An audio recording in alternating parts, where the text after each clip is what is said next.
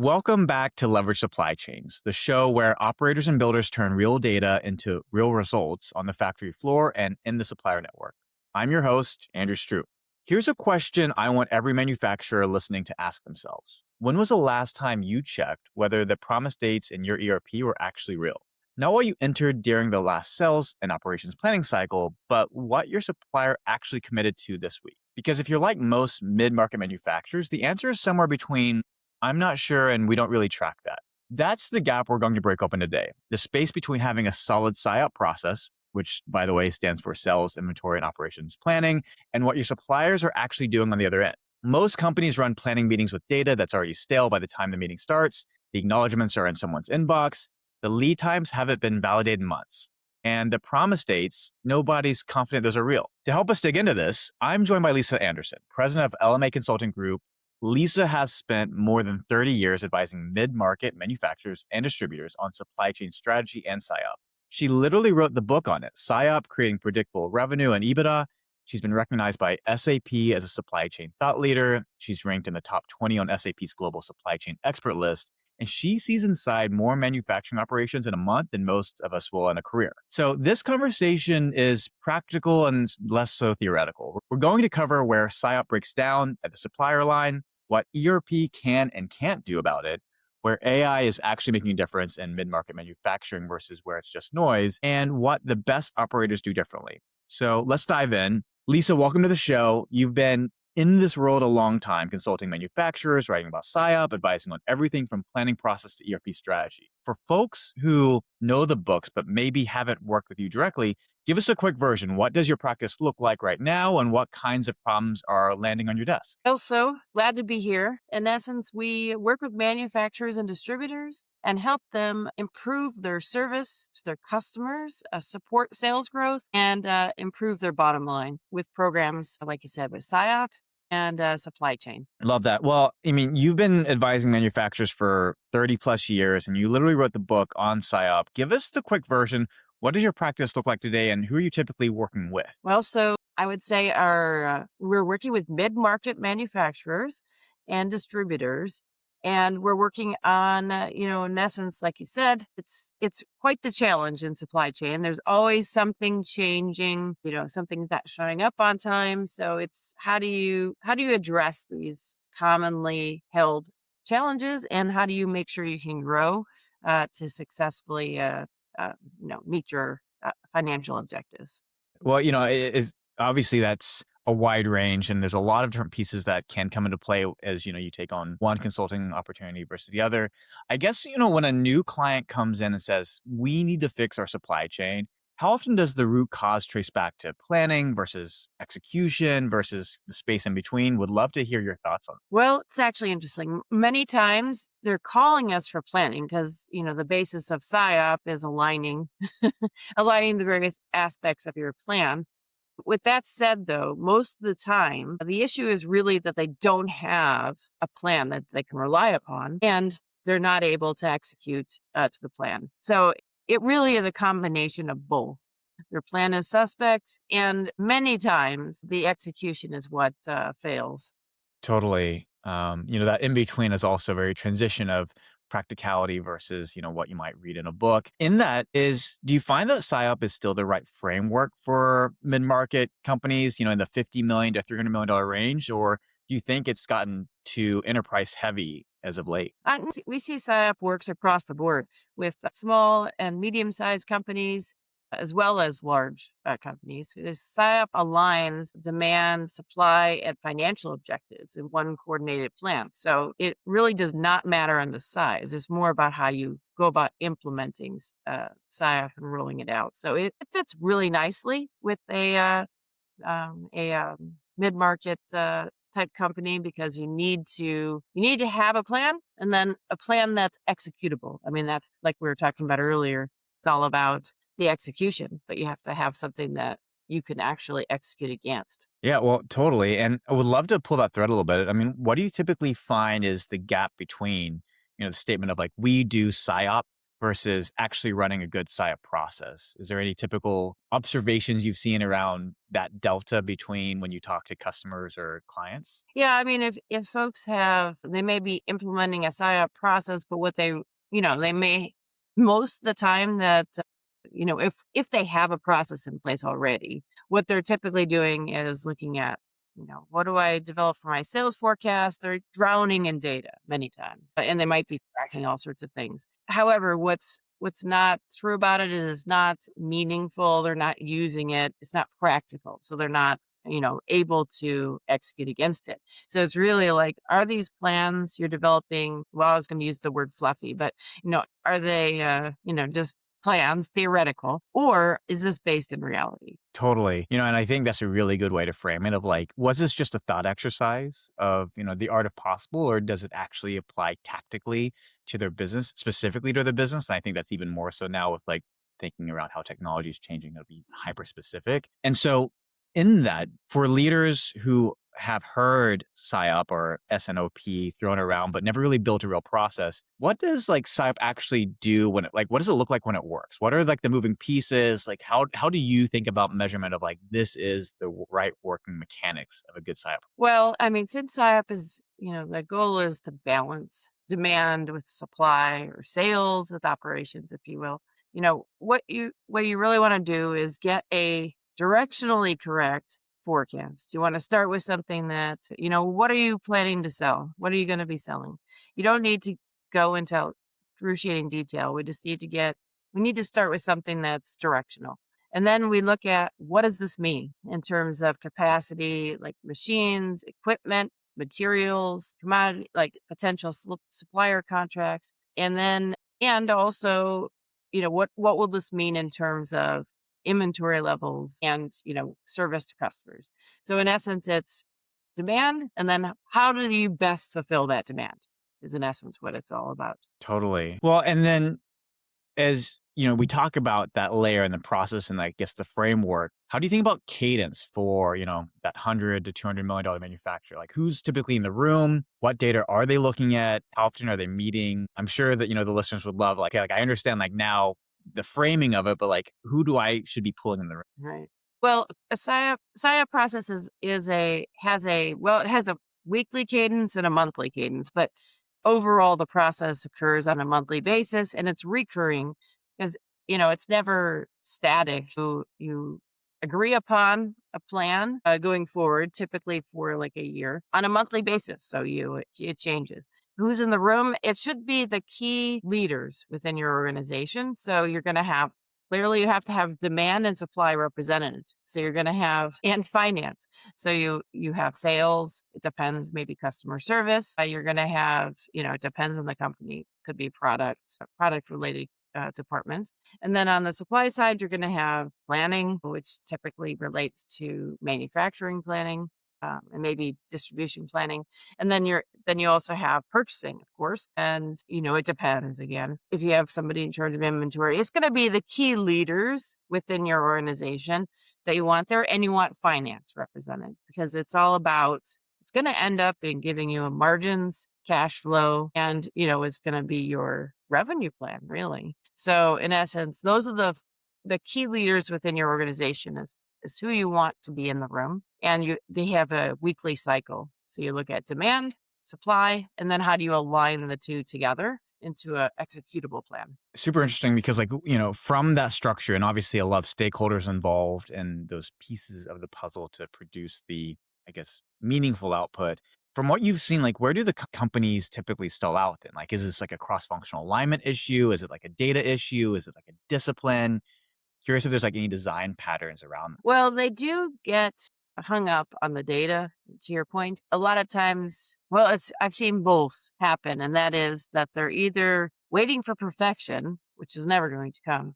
So they try to make every single item or supplier have the right the lead time is perfect. Every single piece of data is perfect in the system. Well, that you're going to wait forever because you're never going to get to that point because everything is changing frequently. On the other hand, if your data is lousy, that is not going to help. So directionally correct is the way I look at this, or 80/20. You need to have something that you can rely upon to make decisions, but if you never make any decisions because you never start, you're not going to be successful. Absolutely. Yeah, it's very fascinating around like that choice of inaction because of lack of confidence or conviction, and then it's a very simple problem. First off, the fact that you've written a book about this and you've become an expert, a domain expert in this, and like which I think is fantastic, and I love talking to individuals like yourself because you've I think putting pen to paper is such a specific process that requires you to really think about a problem like succinctly. What do you think is one of the things companies get wrong about PSYOP and the process, even before they even start? Well, before they start, they really don't understand what sign-up is. It's not like a one-time project. It has to become part of your business planning process. So, like I said, you have these weekly cycles, monthly cycles, and it's not just a meeting you go to. If it's not involved in like making decisions, providing the information that's needed and highlighting issues, then it's not really, accomplishing of the objective. So that's really what we see. Got it. Well, I guess transitioning a little bit, we'd love to talk about where things may break in the PSYOP process and kind of the tactile, because I think we're talking a lot about really good frameworks, the configuration, the mental hurdles that people have to get over, and even the habits or the practices. But obviously, there's some things in the tactical, in the weeds, that I think even sometimes leaders sometimes forget. And so, when it comes to things, and here's what I keep hearing often with operators is that plan looks great in the SNOP meeting, but then the procurement reality doesn't match, right? It's like a supplier misses a promise date, it sends a partial shipment, doesn't acknowledge the PO at all. Like, where have you seen the gaps show up with your clients? Well, at the overall process, there's a lot of gaps, in terms of the demand plan not being realistic.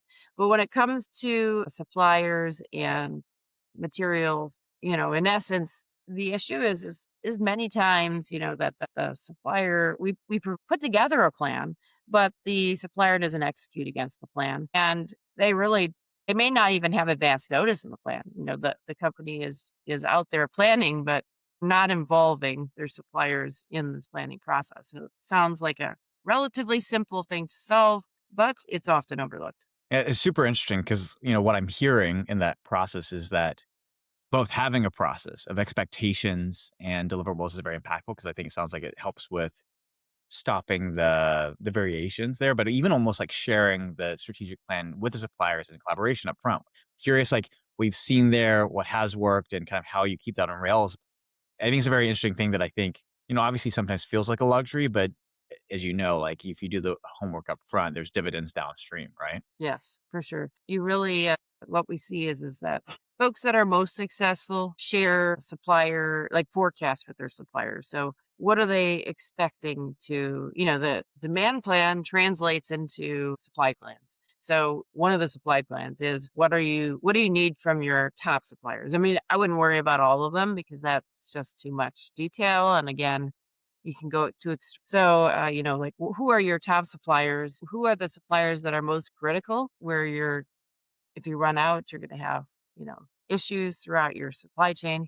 So look for those and then make sure that you're coordinating with them, providing them with a forecast for what you're going to sell. And, should make an agreement on how they're gonna supply that to you. It doesn't have to be any one way, but what's gonna be reliable and also, secured. And of course, you wanna make sure that you make it into a win-win. No, absolutely. And I think that's often the missing piece that people forget that, well, and I take that back because, the manufacturing distributors that we've worked with in the past is very fascinating because I think this is this tipping point, which I think you're describing as well, of like them realizing that process of like the five whys, the root cause analysis that unfortunately, or fortunately, depending on how you look at it, some of the things that are mission critical to making decisions in your business actually live outside the walls of how you operate, which is the supplier base. And that's a very, I think if we rewind 50 years ago, that wasn't true, right? You're thinking about lack of globalization and then the spur of that, and you're thinking about distribution. Now you think about all the tariff impacts, which we'll get to a little bit later. But it's a very fascinating question, which actually leads to the next major topic I had on my list was, the ERP. You're on record, and I know we've talked about this about like how ERP is the backbone of supply chain performance. And I think that's fundamentally true. I think that the ERP serves as the mission critical operating system, the system of record. That's how we think about it at Team of Leverage. And so I'm very much with you on that. But when it comes to suppliers and actually, how they're doing things and operating with the business, like promise dates, acknowledgments, shipment information, pricing confirmations, how do you feel about like where ERP falls short and like where there's a gap that you've observed across working with these different companies? Well, one of the largest gaps is the reliability of those promise dates in ERP. It's not necessarily, I mean, it's not ERP, but it's the information that's being put into ERP and or the timeliness of its updates, because ERP really holds the data. So that's really one of the, when it comes to the suppliers, it's one of the key areas that's an issue. Totally. Well, and that leads to like this like framing, and I would love your take on this too, because for mid markets that we've worked with, it's interesting because they do consider the ERP as a source of truth, but oftentimes I think there's open-ended question of is that realistic in procurement and supplier management when technically the suppliers don't really live or operate within the ERP. And so this is tied to that concept of like we just need to use the ERP better. But I think there's maybe some like deeper layered context. I know we've talked about this a little bit as well around how do you think about communication? How do you share plans? How do you create a structure that maybe flows some data back to the ERP, but actually has to be a process outside and tooling and the practice? Would love to hear what you've seen work well, what you've seen the frictions, and dive into that a little bit as well. Yeah, well, I would say that well, you have to start by simply communicating with your suppliers frequently. I mean, they should be in the loop of what is expected. So if, supplier capacity is one of the key issues that we see coming up, meaning like you're planning for them to be able to produce, I don't know, or to ship to you 20,000 of something a month, whatever it is. And their capacity in their machine shop is only 15,000 for 2 or 3 months. You're obviously going to run behind. So that's something that you should know about up front so that you could figure out what to do about that together. So I think part of it is communicating the plan. And then I think the other question you had is, like there's supplier portals in the ERP system. So you can utilize tools like that. But the real success formula is to be sharing information with your suppliers and say, they gave you an original promise date, let's say, but has it changed? Because things go wrong all the time. I mean, we've been, having these closures in the Strait of Hormuz. You never know. There's always something happening. So has the dates been updated? How recently have the dates been updated? So you need to make sure that you're keeping on track of it. Yeah, absolutely. There's, at least from our foxhole, how we've seen this often is it's very fascinating how both, the volume of communication required, but also how you support that and how you create a framework around that that creates consistency. Back to the question we just talked about with the data is all intertwined. And it's very interesting because it is a thing that they know they need to be doing, but it's also how do they get enabled to do so? And also how do they create frameworks that create, and I think it's very fascinating. I know, Lisa, we talked about this, that ultimately all this underlying process has to bubble up, and this is where the data comes in. And even AI, which we're about to talk about, is that leads to broader, more important, and fundamentally impactful questions for the business. But it's kind of that junk in, junk out model, and it's a Right. very fascinating transition point that we're in, especially with the AI world. And I think that's an interesting, obviously, transition here of you've been writing a lot about AI and manufacturing recently. And so for mid-market manufacturers that really, and honestly, we probably know this, don't have a true data science team and often are very resource constrained. Where have you seen AI actually deliver value? I mean, I'm curious about, not what the vendors are selling or pitching of saying like it does X and Y, but the reality of how it operates. And where have you seen AI when you've been working with clients, like the biggest difference in supplier management and procurement specifically? Well, first of all, one of the things that I could add into this is ERP has MRP as a part of it. And MRP is going to be the 80/20 of actually delivering results for mid-market manufacturers many times. It's because it gives you a good idea of what's coming, what do you need, etc. So that's one thing I would throw out there.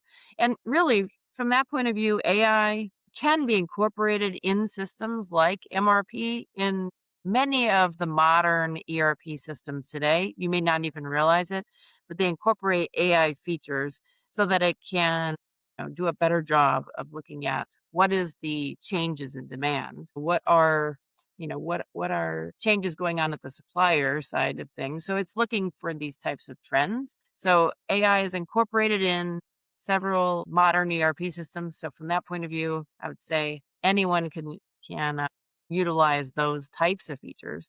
The other thing that I see coming up more and more is that there are softwares and or some of the ERP systems will do this, and they'll like automatically send some emails and or help you automate processes where you follow up on your due dates, and maybe it'll look at your lead times as well and say, hey, this lead time is out of tolerance, so maybe you should take a look. So that why not? It's a great way to leverage a system and AI capabilities to give you better insights. Yeah, I love that. I think that's a really good pointed anecdote that ultimately is really around how you apply it, right? That applied concept of AI and ultimately how it ties back to business operations and also how does it get embedded into the existing workflows? Because it's not, I don't think we're expecting AI to fundamentally change the way in which MRP operates. I think that's been a very codified process. Same things with some of the ERP workflows just generally. It is very fascinating around how it could accelerate and or make things more accessible. I think inversely, I'm kind of curious from what you've seen lately, what do you think is like the biggest AI pitch that you've heard that really makes you skeptical, do the head tilt? Well, I think that, there's pretty much AI is being attributed to everything these days. So it's like, oh, my system has AI features that, it'll just do it all for you. Well, you have to remember that, that it's based upon your information, your data, and it can make up all sorts of crazy scenarios. So you shouldn't be following that. You should make sure that you're designing it to make sense in your case.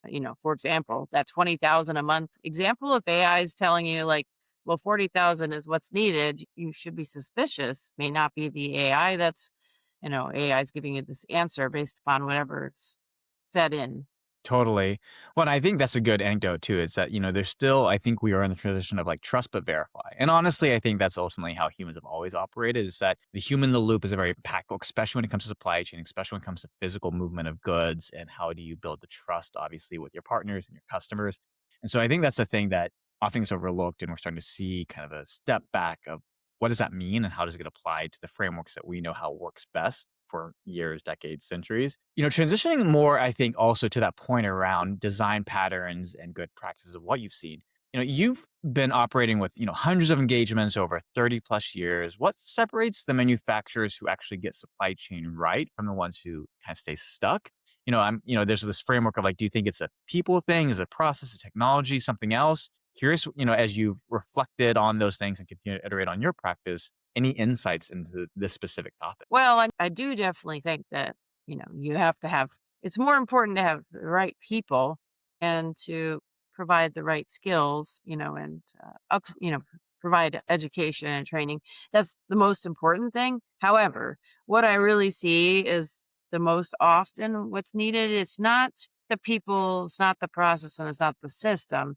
It's the combination of them. So that's what I find is most often the need is how do I do this? How do I make what I know the supplier needs and what I know customers need, which the person's thinking. How do I do this with a process that's improved? And how do I make sure that the system isn't telling me, follow this best practice that's going to give us the poor results that it will definitely achieve if we just follow it blindly. So how do we put these together in a way that makes sense? That's really what most of our clients need when they come to us. They say all three. They say the system is the problem, the process is the problem, or this person's the problem. They say all of the above. And most of the time it's not whatever they say. It's the combination of trying to put the three together. Agreed. Plus one on that. I think that they all are connected. And even as we think about, what does AI look like in agents in the future state, I think ultimately it still boils down to those three underlying angles or like foundational points, which I think is very impactful. As you've engaged with those companies and, the clients and people you've worked with over time, I'm always curious to, as I've in my personal career, step back and work with different customers in the capacity. Any common traits in the leadership at those companies that you've seen have successfully worked well? Patterns you think, oh, like this is definitely how, you step into a new engagement. You're like, I know how this is going to work and this engage. And like these are the things that I think are positive qualities that you definitely expect or have seen with these manufacturers or distributors? Yeah, well, I think that definitely the leaders stand out in the better companies. So, one of the generally speaking, they're going to be having some sort of vision, meaning that they could see beyond the immediate problem. So they have an ability to understand, what's coming next. But that's certainly not enough. The best of them are practical. So they're thinking about, what's reasonable results? How do I get folks executing? They're definitely thinking about successful execution. I mean, it sounds so much easier than it is. And they also do it in a way that engages the people and helps, the teams want to succeed. They see how they add value. So a lot of these things are somewhat like common sense leadership qualities, but very rare that we find. Makes sense. And, obviously that creates a space for how do you, leave behind good practices and allow self introspection on how to improve. And so I think that's always a hard part of being consultant too, right? You're thinking about how do you structure frameworks, but also leave behind because you're not there in a permanent fixture. And I think that's a balance. Well, the last major topic I want to talk about, which has been obviously more top of mind beyond even just the AI narrative, is the question on reshoring and nearshoring, because they've been a big theme, especially tied to obviously the current tariff environment. And for a mid-market manufacturer, distributor evaluating whether to diversify suppliers or regionalize, I'm Yeah. very curious what your practical advice is because I'm curious how should manufacturers be thinking about supply chain resilience right now? Because there's a lot of talk, a lot of supposed action, but also a lot of cost and impacts downstream by making those decisions. Yeah, that's very true. Well, and I did a podcast with a valuation expert. So there's a lot that lot can go wrong in today's supply chain, and there's a lot of risk that's been built in with our current global environment and all of the, like you said, tariffs, etc. So really, what we're finding is that it's not as simple as just saying, reshore everything and bring it back today, because that doesn't work. You're going to lose your supply. You're going to run out of everything. It's just not going to be a good thing. So, like I said, with the leader, you have to be thinking a little bit ahead here. You keep at a high level, you want to keep your supply chain intact, especially with your core suppliers that are bringing you, your critical items, etc. But you need to be developing some new capabilities regionally. It's very difficult for a mid-market company to vertically integrate. So what's needed today, because a lot of times you have to ramp up very quickly, and you want to be able to change with, changing conditions as well. So you need to have stronger relationships with your suppliers. See them more as a partner, not as a vendor, as an example. But you want to see them more as a strategic partner, really, so that you align your goals so that you succeed together or you fail together. Because otherwise, unfortunately, it's just you're not really aligned. But nevertheless, I see a trend towards stronger relationships. And then what you do is you start to build capacity and capabilities with local and regional supply. And you have to think about it. What materials and or components do you need? What's critical? You can't build some of it local and then have some of it, you're only as strong as your weakest link in your supply chain. So you have to think about the entire picture. But you start to build some capabilities locally while keeping your capabilities on wherever they are today. And then you have to perform a smart transition. That's where SIOP really is quite critical, because the only way you'll succeed is if you're looking at your sales, your inventory, your operations, and your plans and how they come together on a monthly basis so that you can keep yourself supplied. We were talking about dates and lead times earlier. Those are important, but in this environment, it's like those are the basics. So you need to really, step up your game to be successful. But that's really the only way. The only way you will be successful is if you start to take this leap and it's not all about bringing it like all back or something like that, but you have to be smart about what you're doing and better controlled. So you're going to need to have your supply chain, at least part of it, a bit closer to you, to your customers. It's super interesting. And I love the perspective and advice. I think, sage advice is very impactful and I echo very deeply. The two things I heard there too that I think is very fascinating also is that I think that really good to the prior question around what I have observed, at least working with our customers and the space of the market, is that really good leaders are really good at creating the foundational building blocks of fundamentals and there. And so, like as we just talked about SIOP, in that category, you want to do all these other things, like even to consider like nearshoring or onshoring, but you can't really do that unless you have some fundamentals already in place, right? And so it's a very fascinating structure of how you think about it. And this is the first principles of like how do you solve the first problems to build a foundation for the second and third order problems. The other thing that you mentioned too, I thought was very fascinating, is the usage of suppliers versus vendors. Now, for us, we've always talked about suppliers. I think for indirect, you'll typically think about them more as vendors. But I think that was a very fascinating experience that I went through when I first entered, the industry, was that there is inherently a different assumption and or persona that comes with those two terms. And so I think it's also a very important question on the topic of tariffs, nearshoring and onshoring is how do you categorize how you think about them? How are those relationships formed and how do you manage them? Which is great. All right. Well, so first off, wrapping up, always love to do a lightning round set of questions. So I have a few for you, not to catch you off guard. And so we'll go through that a little quickly. These are quick. So, once again, just off the top of your head, off the cuff, whatever comes top of mind. Let's go through them. One metric every manufacturer or distributor should have on their weekly dashboard. I'd say on time delivery 100%. One thing supply chain leaders typically always overcomplicate. plans, Love that. One supplier behavior everyone tolerates but shouldn't. late deliveries. Mm, I love it. And tied back to the on time delivery question. Right. And then, best piece of advice for a supply chain leader in their first 90 days of a new role and location. I'd say to get to know their internal and external customers and, obviously suppliers. So get to know the people and, the key positions. I love it. And then, final question, which is one of my favorite ones. One piece of advice you give your younger self about supply chain today. Well, to align your demand with your supply and to really not overcomplicate it. I think that's always the hardest thing, especially as a younger self. You typically want to find, the most complicated solution. Sometimes there's simple ones, right? And it's principles. And I think that's a very fascinating anecdote. Well, love that. Lisa, this has been a great conversation. Thanks for walking us through what SIOP actually looks like when it's working, where it falls apart at the supplier execution layer, and what mid-market manufacturers and distributors can do in the next 90 days to start closing that gap. If this episode made you look at your own S&OP process and wonder whether the data feeding it is actually current or if it gave you a clear picture of what a good supplier visibility looks like, share with your ops and procurement teams. This is the kind of conversation that changes how people think about the gap between the plan and their reality.